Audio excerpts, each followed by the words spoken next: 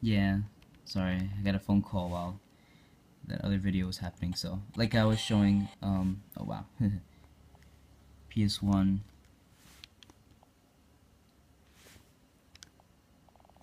Now, most of these emulators are pretty easy to set up. The only one that's a little difficult is Rycast, just because you have to have like the files in the exact right place, or you have to have the path set up so that the file is in the exact right place. Other than that, it's pretty simple. Um, and the game, after you have it all set up, the Rycast works great. PS1, everything else is super easy to set up, especially, hope you can see me a little bit. Everything else is really easy to set up. I mean, you know, pretty simple. N64 almost needs no setup whatsoever. You just need the ROMs. PS1, you just need a bin file and a few other things. You just load a game. Sorry if I showcased this already. I don't know if I did this in the other video or not. Kind of forgot.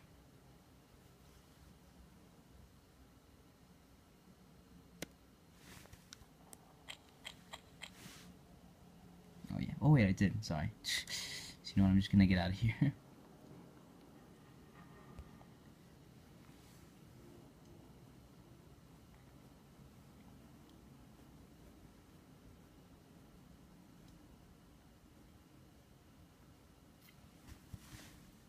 But yeah,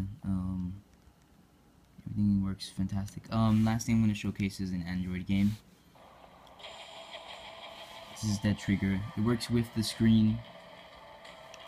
Well, it works touchscreen, but it also, you know, to click the things, you kind of got to do that on any device, even on the NVIDIA Shield with Dead Trigger, which is pretty funny. Now, this is the one game where the analog, not even for the moving, this is not the one game. These are the kind of games where the analog for these, you can see, I'm gonna get killed, but okay, let me just switch it. This is the one game where the analogs make it a little difficult. Vita Shield analog is definitely better. Vita analog is definitely better in these kind of situations with more higher power games, more how do I say,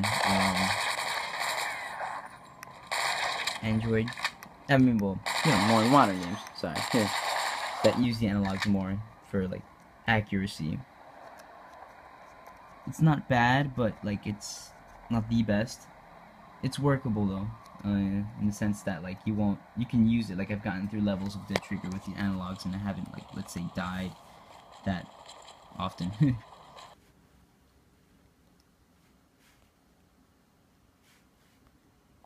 See if it goes back or. Oh yeah.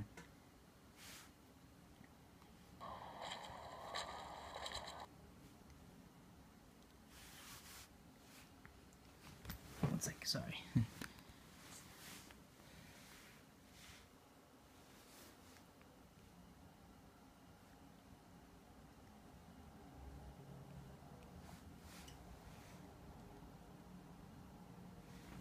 So yeah, other than that, and the device runs Android 4.4 software, or KitKat, whatever as they call it.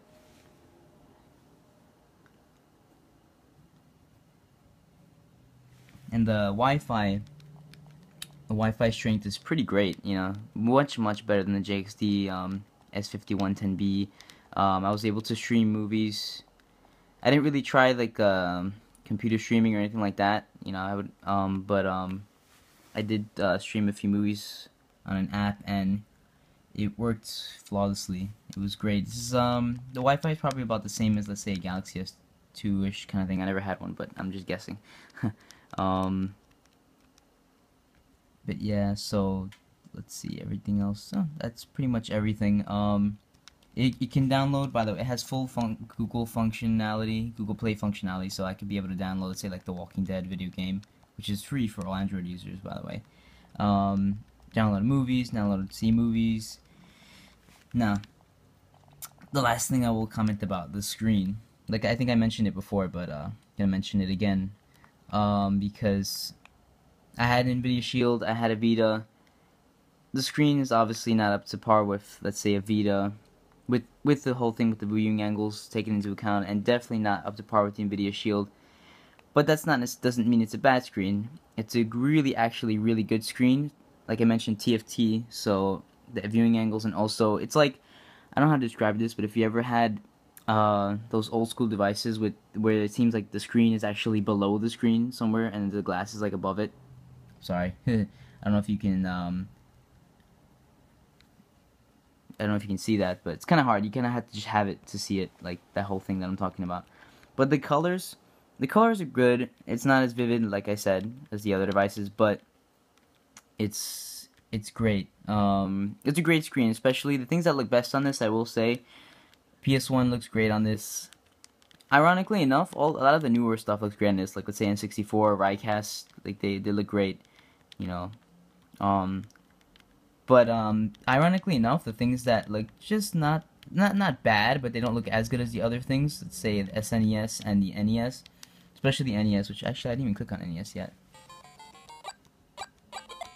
But yeah, I mean it looks good. Don't get me wrong, it looks really good, but like it doesn't look as good as it does on the Shield. Even when I had my Vita with the exploit hack. But yeah, no, it looks great. It just doesn't look as good as the other stuff looks on it, which is funny because when I had the Shield, all the stuff looked great, like almost on the same level. But on this one, the older stuff doesn't look quite as good as the newer stuff, which is interesting. But it doesn't look, like I said, it doesn't look bad.